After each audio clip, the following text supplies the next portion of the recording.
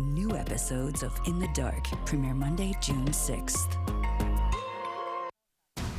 Now at 10, dozens of multi-million-dollar homes go up in flames as a fast-moving fire driven by strong winds whips through an exclusive Orange County neighborhood. The battle to beat down the flames continues through the night as firefighters attack hot spots to stop the flames from spreading to even more homes. And residents stunned by the ferocity of the flames and just how fast they turned into an inferno, destroying everything in its path. Live team coverage now on the News at 10.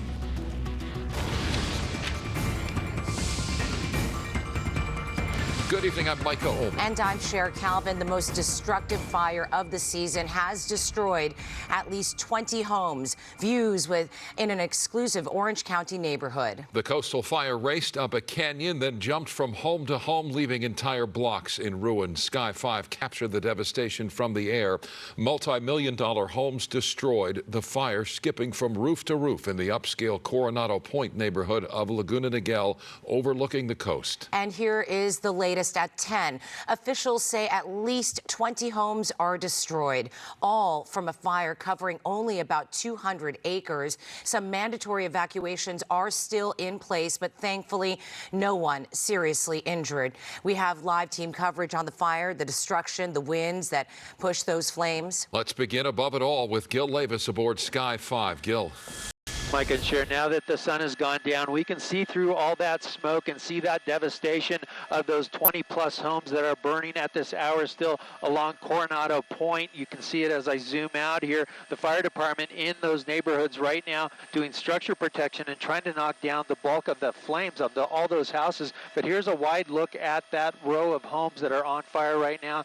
The biggest one is burning here. This is going to be on the northwest side of the street. But again, the fire started at 2:43 this afternoon. That's when the fire department got the call. It raged up that hillside and up onto the ridge line, burning those homes. Let me come out to a wider shot to show you the scope of the fire. This is where the fire started down in the canyon by that water treatment facility. You see now that there's some spot fires there that the fire department is trying to deal with as nightfall has come upon us. The helicopters, there is at least one helicopter down there doing night drops. But let me come to our special map system and show you what it looks like at this point.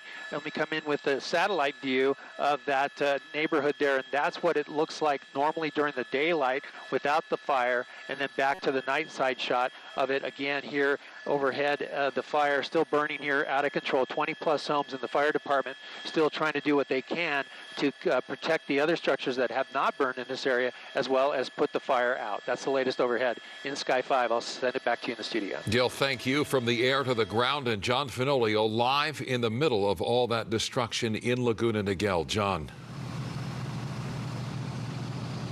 Micah, good evening to you. This fire really exploded in size in a short amount of time, and at this hour, homes are still burning here in the Coronado Point neighborhood of Laguna Niguel, including some of those you see behind me. Firefighters say they're going to be here all night.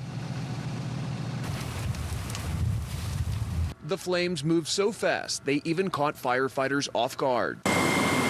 The blaze, dubbed the Coastal Fire, chewing through more than a dozen homes in an upscale subdivision of Laguna Niguel Tuesday evening. I got it ahead, and that was mainly because of the wind, and it was kind of tough to catch. The canyon behind these homes here is pretty steep.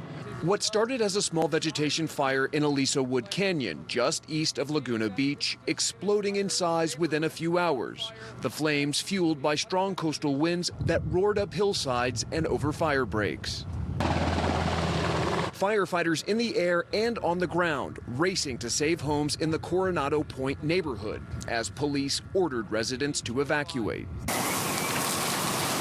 The firefight made more difficult by embers that landed on homes more than a quarter-mile from the full thrust of the blaze. Some of these homes are pretty good sized, and there's some of the ember cast that came over into the homes, so there could be some fire that's skunking around. We are very appreciative that the wind did die down, so that's in our favor. For now, favorable conditions, but a reminder that California's fire season is now year-round.